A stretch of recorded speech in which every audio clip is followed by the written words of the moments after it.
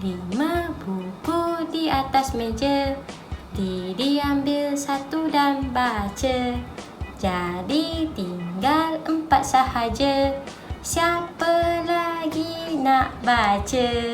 Hai, Assalamualaikum. Saya Sulaika dari OUM Kuantan ingin membentangkan tentang masalah pembelajaran kanak-kanak di Malaysia. Jom kita lihat. Masalah pembelajaran adalah apabila seseorang itu mengalami kesukaran dalam mengenali sesuatu perkara yang disebabkan oleh kekurangan keupayaan kognitif. Kanak-kanak sebegini tidak dapat mencapai tahap dalam pelajaran seperti mana kanak-kanak lain yang seusia dengannya. Antara jenis-jenis masalah pembelajaran adalah disleksia, iaitu kesukaran untuk membaca dan memahami teks. Mereka ni lebih lambat dalam mengenali perkataan. Yang kedua, disgrafia, iaitu kesukaran dalam penulisan. Bagi kanak-kanak yang ada disgrafia, mereka ni tidak dapat memegang pensel dengan postur yang betul. Yang ketiga, iaitu diskalkulia. Diskalkulia ni adalah kesukaran dalam pengiraan. Sebagai contoh, kanak-kanak yang ada diskalkulia, mereka ni akan berasa sukar untuk menyebut nombor dalam turutan yang betul. Yang keempat, Attention Deficit Hyperactivity Disorder, ADHD, ataupun dalam bahasa Melayu, kekurangan perhatian atau gangguan hyperaktif. Yang kelima, Language Processing Disorder, LPD, ataupun dalam bahasa Melayu, defisit pemprosesan bahasa.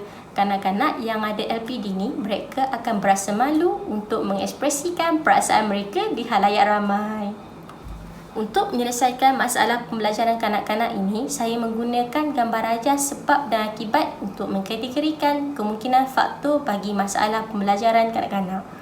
Gambar rajah sebab dan akibat ini adalah diasaskan oleh Dr. Kaoru Ishikawa, iaitu seorang pakar kawalan kualiti yang terdapat di Jepun. Antara faktor-faktor yang dapat dikenal pasti adalah yang pertama, faktor fisiologi, iaitu genetik daripada ibu bapa ataupun kesan penyakit semasa kelahiran. Yang kedua, faktor psikologi, termasuklah daripada segi emosi dan tekanan yang terlalu tinggi yang dihadapi oleh kanak-kanak itu akan mempengaruhi perkembangan akademik mereka. Yang ketiga, faktor keluarga, termasuklah sikap ibu bapa dan ketidakstabilan dalam keluarga seperti masalah perceraian serta berpindah dari satu tempat ke tempat yang lain. Faktor yang terakhir iaitu faktor yang keempat, faktor persekitaran, termasuklah persekitaran sosial dan persekitaran di sekolah.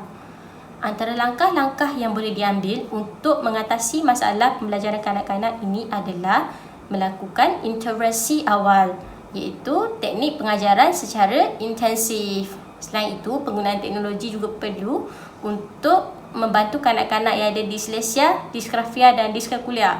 Contohnya untuk kanak-kanak yang ada disleksia ni, kita boleh menggunakan rakaman audio untuk menggantikan perkataan yang terdapat di buku teks.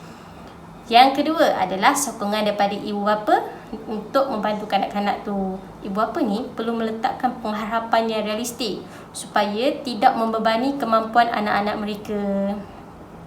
Selain itu, ibu bapa juga perlu mewujudkan suasana yang selesa dalam rumah untuk membantu memberi motivasi kepada kanak-kanak mereka dalam pembelajaran. Bagi ibu bapa yang sibuk bekerja, mereka boleh mencari alternatif seperti mengupah guru tuition ataupun tutor untuk memantau perkembangan akademik anak-anak mereka. Yang ketiga, iaitu yang terakhir, ibu bapa boleh mendapatkan bantuan daripada pihak luar untuk menyelesaikan masalah pembelajaran kanak-kanak ini. Contohnya, apabila kanak-kanak didiagnosis mempunyai masalah pembelajaran, ibu bapa boleh mendapatkan bantuan daripada pakar pediatrik bagi rawatan kontroversi. Kanak-kanak ada ADHD pula, kita boleh bagi bantuan ubat-ubatan untuk mengurangkan simptom. Selain itu, apabila kanak-kanak tu sering berasa tertekan atau sering berasa cemas, kita boleh mendapatkan bantuan daripada kaunselor untuk memberi kaunseling lah. Contohnya, kita boleh berikan kaunseling keluarga untuk setiap ahli keluarga bagi mereka faham perasaan dan keperluan semua ahli dalam keluarga itu dengan lebih baik dan meletakkan semula peranan dan tanggungjawab mereka di tempat yang sepatutnya. Akhir sekali, saya ingin simpulkan bahawa ibu bapa memainkan peranan yang paling penting dalam memastikan masalah pembelajaran kanak-kanak ini dapat ditangani. Buah cempedak enak rasanya, buah santapan di waktu senja. Sekian sahaja pembentangan saya. Diharap dapat manfaat semua.